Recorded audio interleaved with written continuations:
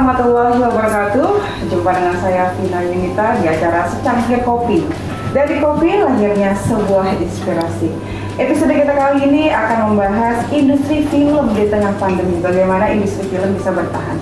Dan tentunya di sebelah saya sudah ada narasumber, yaitu narasumber yang melahirkan film yang box office. Mungkin para pemirsa di rumah sudah tahu dan sangat paham banget dengan film Dilana. Di sebelah saya sudah ada Bapak Odi Mulya Hidayat. Apa kabar Odi? Baik, alhamdulillah. Dan juga di sebelah saya sudah ada Bapak Febrian dari Kontan.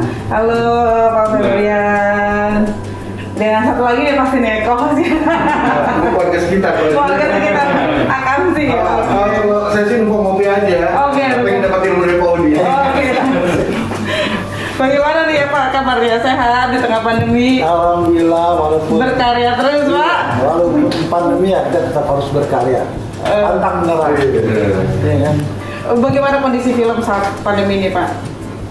Kalau kondisi saat ini sih untuk khususnya film bioskop ya memang masih memprihatinkan aja gitu, karena memang udah setahun lebih kita juga nggak bisa beraktivitas di bioskop.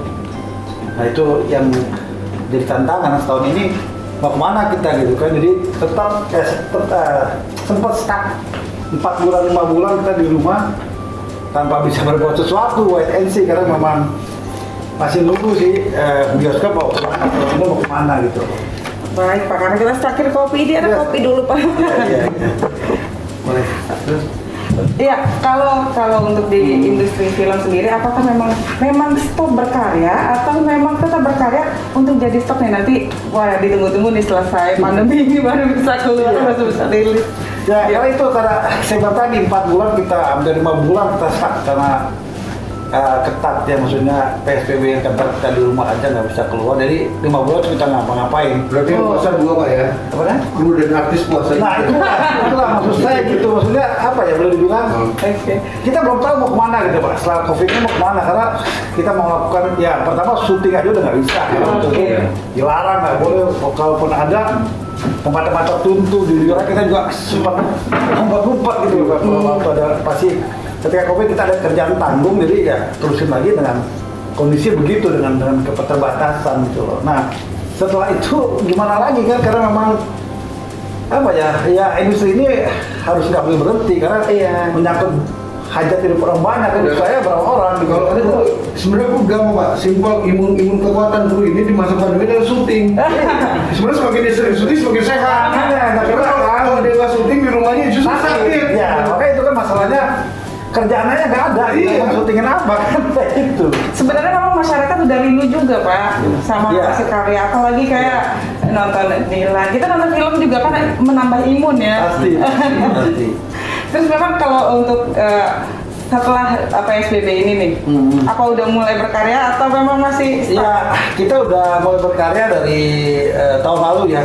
Tepatnya sih di Agustus kita mulai start lagi dengan ambil beberapa proyek dari TV, beberapa stasiun TV yang memproduksi konten gitu kan. Kita kerjakan di sana dan mulailah beraktivitas, maksudnya ya walaupun nggak banyak beberapa episode, terus break kita jalan lagi gitu. Paling tidak di industri ini udah mulai menggeliat gitu loh. Nah sampai sekarang ternyata setelah TV ada media baru, ya itu yang dibilang OTT, over the top itu kan. Nah ini menurut saya apa boleh dibilang? Solusi. Sebagai solusi gitu, jadi semacam bioskop alternatif. Ya semacam kalau darah infus sih, infusan baru gitu, dan jadi kita bisa hidup ternyata enak juga gitu loh Pak. Jadi beberapa ada OTT mungkin ada 6 atau 7 kan, dan beberapa juga yang baru masuk dan bergabung terakhir dari Vietnam, saya juga dapat job di sana. Jadi ya subscribe saya dari OTT itu, kita juga semangat ketika asing masuk untuk saluran film digital ini, itu menambah pekerjaan buat kita gitu loh. Dan jadi teman-teman yang merupakan bioskop sementara, sebenarnya sih nggak boleh begitu, bioskop harus kita pikirkan kan, karena setelah itu harus hidup lagi bioskop, karena juga bicara film, kita juga bicara karyawan bioskop, Lagi pula kalau sebenarnya kerinduan masyarakat terhadap bioskop juga udah mulai ya, mudah-mudahan sih, saya berharap lebaran ini, tadi juga saya ditanya sama tuan-tuan bagaimana lebaran mau main film, semua ternyata banyak udah masuk kan, biasa di Lebaran kompetisinya kuat gitu. Iya. Biasanya baru kita kekuatan film nih. Ya itulah mudah-mudahan sih tidak seperti Tahun kemarin. bukan tahun baru kemarin. Ya, pas putaran COVID pertama. Iya, pas Desember itu kalau Covid pertama sampai Desember itu udah sampai Lebaran tahun lalu kan udah nggak bisa ngapa-ngapain. Lockdown langsung. Semua lockdown mati semua. Nah, saya berharap sebenarnya Desember kemarin gitu loh, ketika dua film, salah satu Wonder Woman ya, terus ada film satu lagi Indonesia. Saya berharap di sana akan terjadi sesuatu gitu loh, walaupun ini filmnya besar, tapi kalau Indonesia ini besar gitu. Betul. Dan ternyata ya so-so aja Pak gitu. Jadi agak down lagi pelaku industri ini. Dan saya merasa tersanjung kemarin karena saya terakhir masuk bioskop menjadi salah satu penonton sendiri Pak. Jadi Iya, kesannya istimewa. saya mungkin satu studio padahal saya mungkin tiket reguler. Eksklusif ya? Nggak ada lagi ya? Nggak ada. Iya. Oh berarti saya eksklusif nih. Iya, memang. Tapi sedih. Iya. Gimana mau kita mau ini? Nah itulah sebenarnya syuting ya. betul, itu saya bilang ya salah satunya itu walaupun kita udah menyiapkan mungkin film-film besar kita di box office, tapi ya animo penonton kayaknya agak masih berat gitu Iya. karena film bioskop gitu.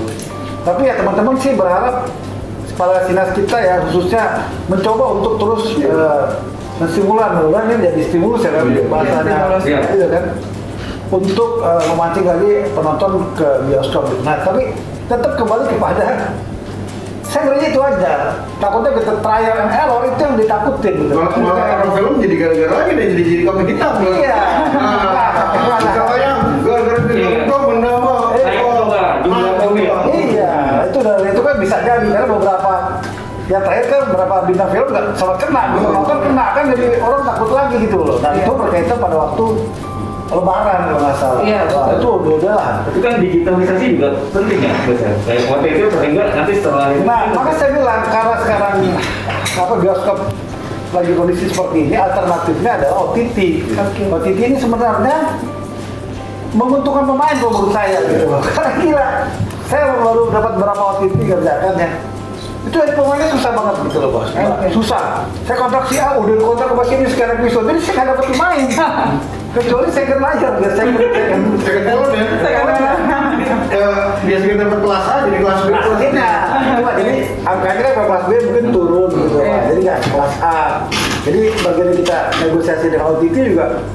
Terus pemainnya siapa? Oh si kelas B ini. Turun lagi dong. Tapi mau gimana biar survive yang penting saya bilang juga sih ke para OTT sebetulnya memang pemain salah satunya penting gitu. Iya. Tapi yang lebih penting daripada naskah. Iya. Saya juga, makanya saya bilang saya lebih enak bikin film sendiri Pak.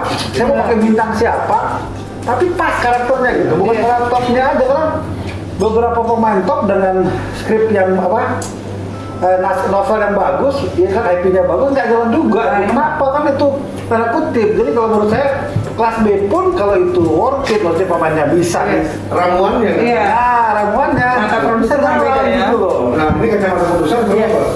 Antara kapasitas pemain dan market nih. Iya. Karena dia- Kecantikan dan kegantengan bukan masalah, yang penting tiket bioskop. Iya, iya. Harus balance. Orang kayaknya adalah yang penting nggak amsil nih. Ganteng tapi nggak laku ya. Itu saya juga lihat beberapa pemain top tapi nggak jalan. Jadi Iya. salahnya di mana gitu loh. Soalnya jadi itu sebenarnya bukan ya nggak mutlak sih bahwasanya harus novelnya bagus, pemainnya bagus, hasilnya bagus. Iya. Banyak nomor satu, malah ada blog, mau juga ada yang jeblok. Saya nggak bisa ceritain dulu tahun 2000 berapa? 2000 saya nggak berapa? 2014-15 itu udah novel keren nomor satu Pak. Waktu saya bikin Sembilan Cahaya. Oh, Mas Guntur. Ya Pak Guntur, itu saya dapat buku yang nomor 4. Nomor satunya saya nggak dapat. Saya nggak usah sebutin novelnya dah, nanti kita pakai lain. Kalau itu masuk ke infotainment. Pernah masuk ke infotainment kayak juga. Nah, maksud saya ketika itu saya nggak dapat, gitu. Bagaimana saya ketemu yang dapetin novel itu gitu. Di waktu itu saya di Vietnam kan. Dia mau bilang, Pak tolong dong liatin film saya gitu. Film apa gitu? Oh, lihat dulu maksud dia deh. Lihat dulu. Saya kaget. Ini novel saya cari saya bilang. Oh dapat di sini dapat dia tuh saya mau lihat hasilnya gitu. Tapi ya ketika kita lihat ya saya agak nervous juga gitu. Karena menurut saya nggak begitu eksekusinya gitu loh. Nah jadi itulah penggambaran bahwasannya nggak menjamin walaupun itu sebenarnya udah satu kunci buat keberhasilan ketika novel itu box office, bagaimana kita meramunya aja seperti apa gitu. Kalau salah, ya udah selesai Pak. Nomor 1 pun nggak akan jadi nomor 1 gitu. Nah, Kalau untuk standar peringkat itu untuk peringkat teratas untuk jumlah film untuk menjadi box office itu bagaimana sih ukurannya dan barometer? Kalau sementara sih di atas 1 juta ya. Oh, 1 di atas juta. 1 juta penonton itu dianggap box office gitu loh. Jadi kalau di bawah itu masih nggak, padahal sebenarnya nggak 1 juta pun kadang-kadang kita udah balik modal. Tapi yang dianggap box office ya di atas 1 juta. nah gini ya. Iya, oke. Sebelum ngomong ke fase-fase film-film yang lupa Odi sangat jago ngeliat film horor ini sebagai market ini. Saya pernah ketemu dulu ngomongin masalah horor. Tapi dari dikatakan masih pengantin satu-satunya. Dia kalau dia ada kamar aja. Ya dulu masalah kamarnya juga Odi ini dia ngeliatin. Iya. Saya nggak tahu lah. Odi peka banget nih. Jadi bukan masalah genre filmnya, tapi pasarnya gitu. Iya. Jadi satu orang berani horor. Odi total gitu loh. Oh, iya. Sebetulnya dulu kita ke dia persis semua kan, barometer kita.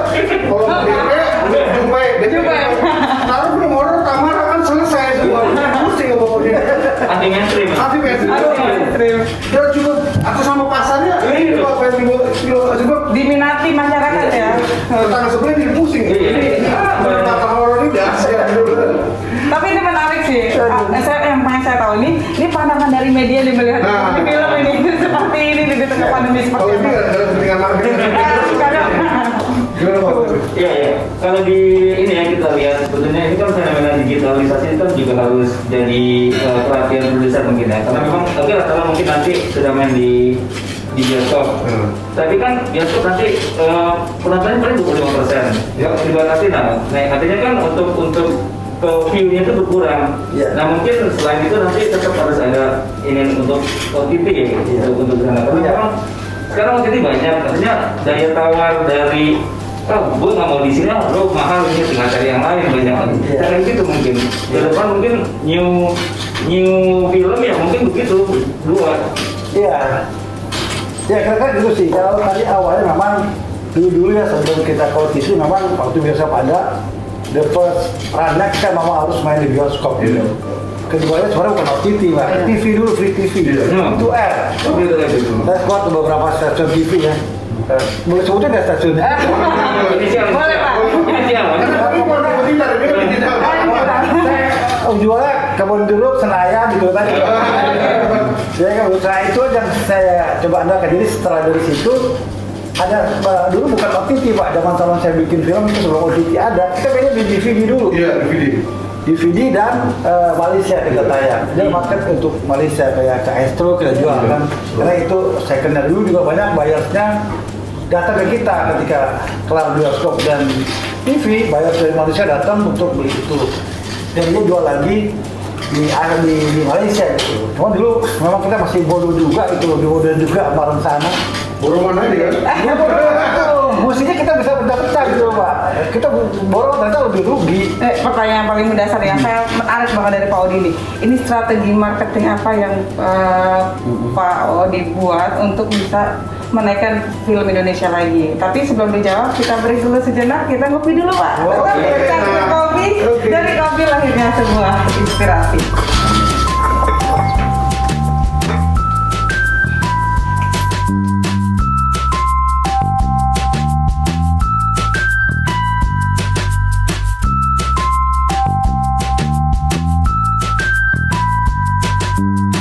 Ya, kembali lagi di Cangkir Kopi, dari kopi yang lahirnya sebuah inspirasi. Kita kembali ke Pak Odi. Gimana Pak tadi untuk bisa filman Indonesia itu bisa bertahan?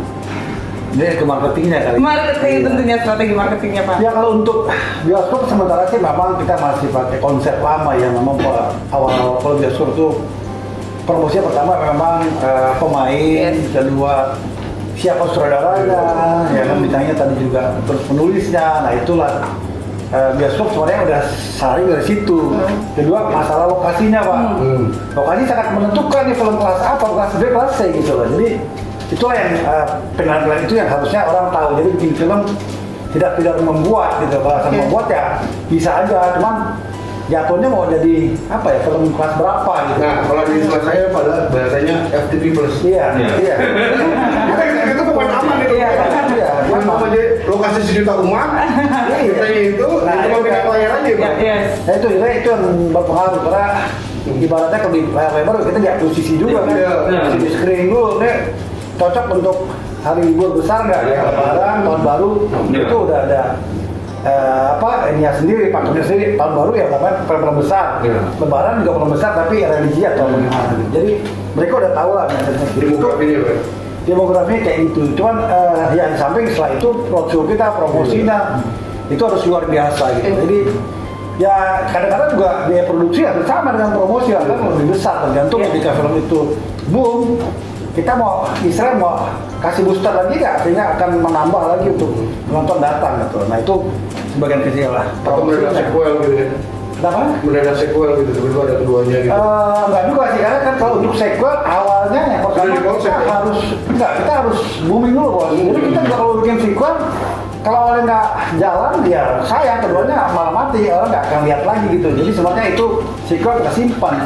Kita lihat dulu awalnya, kalau gitu meledak baru kita akan lihat sequelnya. Kalau ini udah menyiapkan karya-karya besarnya lagi ditunggu sampai pandemi selesai, bioskop juga bisa buka dan masyarakat bisa aman ya untuk bisa nonton di bioskop tentunya. Tapi Pak, boleh nggak kasih tips-tips sedikit ya agar insan perfilman Indonesia dia tetap semangat untuk berkarya, terus agar nggak lesu di tengah pandemi dan tetap bisa konsisten di perfilman Indonesia gitu. Iya, yang untuk sekarang saat ini sih sementara menurut saya karena nggak ada bioskop ya, walaupun ada tapi terbatas, silakan mau main, yang main juga nggak apa-apa. Maksudnya. Tapi butuh main sih, makanya butuh job ya. Iya, kan maksudnya di samping itu kan ada segmen tadi, ada project lain itu digital. Jadi sekarang orang berlomba-lomba membuat film digital, gitu, Pak. Jadi banyak yang Platform sudah disiapkan. iya, banyak beberapa OTT yang buka gitu ya, film-film seperti apa ya, saya mau sebutin nggak? Ya kan ada, sekarang ada Netflix, ada View, Disney Plus, nah itu kan beberapa dan enaknya ketika itu orang berhasil bos. OTT luar melirik ini gitu. Yang terakhir saya jujur lagi nego ke Vietnam, saya gue kaget Vietnam gue main Indonesia. Iya. Tapi menariknya dia tidak main di pada umumnya genre gitu Pak. Dia main di second country-nya Indonesia. Jadi seperti cerita kedarahan. Dia suka kayak Dulu Uang Panai atau Pariban Kedai. Saya kasih contoh kayak gitu. Jadi kita juga nggak kekurangan untuk itu. Jadi menurut saya ya ini agak beda aja karena mereka main di segmen yang benar-benar orang nggak mungkin kepikir, cuma nggak terlalu ekstrim gitu. Ini kan agak ekstrim. Saya maunya daerah di daerah. jadi lo menjaga pasar second city-nya ya? Ya, second city-nya dia cari di sana. Saya sih tahu arahnya mau kemana. Nih, maksudnya Vietnam mau gimana gitu. Karena menurut saya saya udah diskusi juga dengan perwakilan di Indonesia bahwasannya mungkin ke depannya cerita-cerita kita akan collab dengan mereka gitu, kolaborasi Pak. Karena ada kemiripan budaya kita, kan itu yang saya cari. Yang mereka nggak mungkin juga kehabisan cerita gitu loh. Dengan kurang kreatif mungkin di sana. Nah, mungkin juga karena tidak banyak juga source-nya untuk membuat itu kan. Nah itu yang saya tebak ke sana. Saya sebenarnya happy aja karena begitu boom, saya udah kunci. Filmnya lu mesti sama gua gitu. Nah, ini nih. Kunci. Diskusi sama profesor begini. Luar biasa yang penting dikunci ya. Saya udah kunci loh. Dan tadi aja. Sorry mau nanya, kan tadi kan ngomong masalah promosi ya. Iya. Nah itu kan saya kan kalau nonton bioskop itu selalu ada iklan yang muncul terus. Iya. Nah itu untuk masuk iklan di Ya, bayar aja. nah itu ada rules-rulesnya nggak? Ya jadi gini, itu namanya iklan di dalam film yang namanya bisa built-in atau kita bisa juga pasang billboard di dalamnya. Dan semua itu bisa kita atur maunya seperti apa, tapi dengan tidak merusak konten itu sendiri gitu loh. Kalau saya film tidak bagus, tiba-tiba ada copy cap, ya kan merusak gitu loh. Jadi nggak boleh. Jadi kalaupun ada sponsor itu harus memang make sense di tempat ini. Misalnya kayak gini kita bikin kopi, wajar gitu kan. Jangan di sini tiba-tiba ada biar apa gitu kan, aneh di tempat kopi. Nah ini ya. Tidak merusak estetikanya Pak ya. Estetikanya nggak begitu rusak kayak gitu. Jadi memang semuanya masuk akal, kita bisa terima. Dan kadang juga ada satu produk yang membuat penonton jadi ilfeel gitu. Jadi pembicaraan ketika produk tahun tahun 80 masuk gitu. Tahun 60 ini belum ada nih. Tiba-tiba disuruh Belum ada di tahun 60-an. ada serokan. Ya, saya nggak usah sebutin. Pokoknya tidak mengubah estetika dan harus masuk akal. Jadi ya jangan dipaksakan. Nah sekarang masalahnya kalau saya punya film tahun 60 misalnya Pak, produk apa itu yang ada waktu tahun itu? Nah itu masih boleh. Misalnya saya nggak tahu ya biskuit apa gitu, mungkin tahun itu ada kopi apa, nah itu boleh gitu loh. Atau perusahaan apa yang ada waktu itu ya itu kita buka. Tapi kalau misalnya sekalinya ada yang update itu dia masukin frame kan? Iya. Iya. Tapi after atau off air kan bisa Iya, dicatat gitu. iya. Jadi ya makanya ada dua tadi kan, ada di dalam di dalam film itu sendiri atau di luar film. Kalau di luar film bebas gitu, karena ketika selesai film masuk melalui twitternya dia, internetnya, produknya dia atau sebelum main. Boleh. Jadi kopi apa nih? Bisa saya mulai tahun 60, kopinya tahun 2011 sekarang. Ya dia harus di luar frame film gitu loh. Reason aja. Ya misalnya kopi apa nih? Apa gitu di depannya kan, baru main filmnya dipersembahkan oleh kopi Politika. gitu. Itu jadi kayak gitu boleh. Kalau di dalamnya harus disesuaikan dengan konten itu tahun berapa. Kayak saya bikin Dilan kan, Dilan gimana? 90 semua, dia 90 semua. 90. Jadi saya cek produk ada tahun berapa. Ada Pak tahun terus saya Google berdiri tahun berapa, ada boleh. Oke, lanjut. Selama itu bisa Iya, ditingkatkan. Tapi bisa dibayar masuk ya? Oh bisa. Bisa. Yang penting bayar tadi. Semua bisa dinegosiasikan, yang penting Bayar. tidak merubah konten estetikanya, tidak Ya. berubah gitu ya Pak ya. Betul, betul. Ini menarik sekali Pak, tapi ada satu nih yang saya mau pertanyakan. Jadi Bapak harapan kita nih sebagai insan perfilman, tentunya Bapak juga sebagai produser, Ya. kepada pemerintah nih. Bagaimana harapannya kepada pemerintah agar industri perfilman ini naik lagi nih Pak? Iya, kalau kayak kemarin kan kita juga udah dari insan film Oh, disuruh terbuka gitu. Waduh. Pak Presiden Ya, ya. langsung ya. Dia kan kita jadi memang kompak seluruhnya bahwa itu akan menjadi trending topik waktu itu, saya nggak tahu. Nah emang kita sih meminta dari pemerintah khususnya ya coba bantulah di industri ini. Kita sebenarnya sih kalau bagi saya ya, dari teman-teman juga dan lain, nggak perlu bos bantunya, potongin aja pajak. Pajak bioskop itu kita kurangin, itu membantu stimulus kita ya kan beberapa. Mungkin kalau yang berkaitan dengan lokasi daerah, ya kan tak free lah, atau mungkin tak free 50% gitu, diskon tuh, masalah kondisi begini kan, karena sekarang anehnya saya pernah waktu zaman Pak Anies jadi menteri juga, saya bilang sama Pak Anies waktu dulu, Pak gimana nih kita mau syuting, ya kan, contoh nih Pak, di kota lama, kota tua, dulu waktu saya bikin FTV, itu masih rate di bawah rata-rata. Sekarang Pak per blok ini sekian puluh juta, ini sekian puluh juta mati ya. Kita sedikit aja berubah. Tapi itu belum ormas ya, Pak. Hah? Itu resminya, belum ormasnya gitu. Lagi syuting tiba-tiba ada yang seragam masuk. Iya. Karena ada Maka itulah. sih kan. Kayaknya main curhat nih. Gak banyak ini hal itulah menurut saya perlu koordinasi. Jadi dia yang dibawa government pemerintah. Mendingan saya ke pintu Pak, saya misalnya di bawah Dikbud, saya ke Dikbud aja, saya mau syuting di Borobudur nih, udah, nah saya pernah pengalaman satu cerita, untuk saya bikin satu film di Semarang, saya mau pinjam, kotanya, pintu Lawang Sewu, jadi saya mau Lawang Sewu sama kota di sana, izinnya balik ke Jakarta Pak, 2 minggu lagi, 3 minggu lagi. Saya kira dulu udah set di sana, Pak. Nah iya, saya bilang Pak, bayarnya di sini kenapa harus ke sana kan lebih bayar yuk gitu. Nah itu jadinya birokrasinya aja udah berbelit, saya bilang mohon dipotong dari itu, langsung bayar aja, ada tarifnya udah lebih enak kan. Pak Borobudur masuk sama, izin dulu Pak ke Jakarta, event pabrik tepung punya pemerintah izin lagi, kan kacau gitu. Main lagi sih. Ya, maksud saya itu yang bantulah kita gitu. Kita juga nggak mau gratis gitu. Nah, kenapa waktu itu begitu Pak cerita? Saya kenapa dulu rajin syuting di luar negeri? Karena lebih gampang birokrasinya. Bayar tempat udah, saya syuting aman bayar. Gitu. Yang paling happy, pertama di Eropa oke, walaupun masih mahal. Yang paling happy saya syuting di Beijing. Itu semua nggak bayar Pak, kan gila. Saya cuma bayar ketika ngopi. Pakai bahasa sana. saya mau ngopi di sini tapi saya boleh ngopi ya. Kau bilang kan sana. Bayar kopinya aja, kita ngopi ini bayar. Syuting situ, boleh Pak. Saya ke Yunan, kalau nggak salah daerah sana yang Cina. Batu, Cina semua. Nggak bayar tiket masuk dong, mau syuting saya edak dulu. Kalau di sini ya bayar ya dulu Pak. Kamera udah tagihnya. Benar yang seragam. Makanya saya bilang saya rindu gitu, maksudnya hal-hal seperti itu. Jangan kadang-kadang saya udah bilang dulu, setiap kepala daerah atau punya wilayah seolah jadi raja di negara sendiri, ini punya gua nih Borobudur. Itu sempat ribut dulu, Pak. Saya bilang, kakek saya juga berjuang nih untuk ini sama dan maksudnya jangan dipersulit. Kalau gue bodo amat kan. Ini kan buat Indonesia juga, kita kan ke Indonesia, jangan dipersulit. Yang akan lahir karya gitu. Karya juga di sini. Dia karya di situ kan mempromosikan juga kayak gitu. Iya, bagaimana nih media melihat kondisi seperti ini? Birokrasi di kita seperti ini gimana nih? Iya, memang birokrasi di kita itu memang harusnya kan sudah ada di delegasi ya. Misalnya mungkin Borobudur memang ada di bawah agak besar.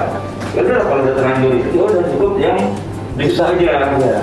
Yang kasih wewenang untuk kasih izin, misalnya yang mau sewu dari situ, sama mungkin pajak ya, pajak itu mungkin bisa dikurangi lah untuk film, karena kan tahu Agar lebih bernapas ya. Satu, kedua ketika film itu jadi kan bayar pajak juga nanti, banyak kawan-kawan ini balik lagi semua gitu, jadi Iya. ya udah pemerintah balik lagi duitnya gitu. Masalahnya kan diresmikan aja kan, nggak apa-apa. Untuk klub nasional, ya kan, Borobudur bayar sekian satu hari, ya udah kita bayar gitu Pak. Jadi nggak ada gangguan lagi, nggak ada apa-apa lagi gitu loh. Mungkin bagi oknum tertentu, memang baunya terlalu wangi, Pak. Iya. Apalagi kalau kamu Prabowo itu udah banyak. Iya. Duit nih. Kalau syuting banyak semakin besar, Pak. Selain duit nih. Di Bandung aja kalau syuting aduh ribet banget, banyak kan ormasnya gitu loh Pak. Jadi ya itulah maksud saya perlu dikoordinasi karena kan industri ini memang perlu banyak lokasi kita cari Pak. Makanya sekarang saya cari yang daerah-daerah memang belum pernah syuting. Saya Dan butuh dukungan pariwisata juga. iya, jadi sekarang kalau saya mau syuting, contoh saya mau syuting di daerah Banyumas gitu loh Pak. Saya bilang dulu ke Pemdanya, daerah kan bagus ada benteng segala macam gitu. Nah, saya mau izin dulu gitu loh, boleh nggak syuting di sini gitu. Atau prosedurnya gimana? Jangan sampai kita syuting ntar dibubarin sama ormasnya kayak gitu loh. Gitu sih Pak. Tapi kalau untuk Pak Odi sendiri nih, di tengah pandemi seperti ini, terus apakah memang udah masih ibaratnya masih berkarya dan apakah ketemu lagi dengan kondisi yang seperti tadi? Masih tetap kalau kondisi itu sih masih ada susah. Atau lebih parah? Yang jelas lebih parah kan. Karena banyak puasa. Banyak puasa. Belum kita tes rapid dulu segala macam. Nah, iya benar. Itu akan lebih menambah biaya di samping di lapangan gitu loh. Nah, Bisa berapa itu? bahayanya ketika satu tempat nggak bisa di tempat lain bisa, ini akan jadi rebutan Pak, akan jadi mahal daerah ini gitu loh. Bisa. Dipatoknya lebih tinggi karena yang lain nggak bisa syuting gitu loh. Iya, karena memang standar protokol kesehatannya itu memang menyesuaikan tempat Iya, gitu ya Pak? bukan maksud saya nggak ada masalah gitu. Maksudnya dibuka apa nggak kalau tetangga boleh masa tetangga sebelah nggak boleh? Iya kan? Kalau masuk akal gitu. Beda. Makanya maksud saya gini loh Pak, kewenangan siapa nih di sini gitu loh? Tepuk tangan siapa gitu lah. Kalau mama ada yang berpuasa untuk daerah itu ya lo ngomong apa gitu. Kita juga syuting cuma protokol Pak, bisa ke mana namanya yang ngurus ya protokol juga termasuk ke dibuat segala macam keterangan apa namanya surat keterangan Izin syuting. izin syuting Di bahwa lokasinya. iya di Pasti lokasi dengan mabes juga gitu. iya kalau mabes sekarang tambah lagi Pak, ada lagi. Nah itu yang menurut saya jadi banyak birokrasinya gitu. Dan jadi tatung untuk berkarya. Nah, dan menurut saya harus dibuat khususnya yang membawai bidang perfilman ya jeli untuk itu gitu loh. Motong-motongnya. Nah itu maksud saya minta itu aja sih. Saya nggak minta disumbang kok. Cukup permudah aja gitu. Tetap bayar. Permudah kita untuk bisa berkarya terus ya Pak? Iya itu maksudnya itu sampai sekarang masih dari saya gaungkan dari awal saya bikin film kan. Ya, tapi belum ada yang bisa ambil kebijakan itu. Iya. Oh, boleh tahu dong ada apa namanya rahasia atau misalnya karya yang memang udah di skip banget nanti akan dinanti-nantikan ke masyarakat nih untuk bisa keluar nih mungkin pada saat pandemi selesai atau memang sudah lewat bioskop sudah mulai dibuka kayaknya udah ada karya yang disimpan nih. Ya ada sih beberapa kita simpan, kita lihat kondisi juga ya. Bahwasanya kalau sekarang kita gaungkan nggak percuma nggak akan apa ya? Nggak ketemu filmnya juga. Betul, maksudnya ya nggak tahu kapan gitu kan kita ini yang sekarang lebih realistis lah dan menginjak bumi ya kita kerjakan yang ada aja gitu. Iya, Yaitu kerjakan TV atau OTT gitu loh Pak. Kalau film bagus ya kita akan balik buru-buru gitu. Tapi ya siapa yang mau coba duluan gitu kan. Nah, siapa mau nyemplung nih. Kalau udah nyemplung bagus saya ikut nyemplung gitu loh Pak. Dan emang karya kan menarik Pak. Iya, kan ada semua ada. Jadi nggak mau disalin juga kita. Iya, jadi itu sih sementara Mbak kita memang harus survive gimana di kondisi begini ya itu kita pikirkan. Kita nggak mikirin yang lain-lain lah. Yang penting bisa industri ini berjalan. kru saya bisa kerja, itu yang kita jalanin. Bapak untuk harapan industri perfilman ini kepada masyarakat itu seperti apa, Pak? Ya kalau masyarakat sih Kayaknya menanti ya. pasti menanti gitu kan. Cuman masalahnya kan dalam kondisi begini ya saya harap sih sementara ya apa bisa dinikmati ya di OTT nikmati itu kan itu ada karya kita di sana gitu. Nonton yang original ya, Pak. Ya pastinya gitu lah. Kalau nggak yang original dibajak terus kan. Itu jadi momok juga itu. Nah itu sih. Kalau untuk Mas dari Mas Fetrian dari sudut media ini ngelihat perfilman Indonesia terus sekarang mungkin kita juga lagi merangkak di perfilman Indonesia ini sebagai media nih, apa sumbangsinya untuk bisa mengangkat lagi perfilman Indonesia? Ya, kita coba kalau misalnya ini ngobrol sama Kode ini gimana kondisinya, kita angkat apa sih yang mereka inginkan gitu kan, seperti tadi kan cerita menginginkan fasilitas ini ya itu kalau misalnya kita kebetulan ketemu wawancara kita singgung nih ini gimana nih pajak film atau dengan birokrat itu tolonglah jangan di ini kita angkat lah seperti itu karena memang ya itu yang biar sektor apapun maju kalau birokrasi itu bisa mulus dan bisa nggak ada macam-macamnya dan tentu soal GIG itu yang bisa dipangkas. Itu aja sih yang kita coba angkat. Efisiensi. Iya, intinya harapan kita juga supaya pemerintah bisa memberikan stimulus, masyarakat tetap bisa menanti karya-karya kita. Terus juga industri perfilman juga tetap bisa naik dan juga insan-insan perfilman terus tetap bisa berkarya ya. Di tengah hiburan pandemi seperti ini senang sekali. Dan kita dapat hiburan. Soalnya di situ menaikkan imun. Senang sekali ini bisa ketemu Pak Odi, Mas Fetrian. Tentunya di co-host yang hits ya. Terima kasih sudah hadir di acara Cangkir Kopi. Semoga perfilman Indonesia tetap bisa terus berjaya dan bisa tetap terus berkarya. Nah, berjumpa lagi dengan saya Vina Yunita di episode yang akan datang tentunya dengan tips-tips dan topik-topik yang lebih menarik lagi di acara Secangkir Kopi. Dari kopi lahirnya sebuah inspirasi. Terima kasih. Assalamualaikum warahmatullahi wabarakatuh.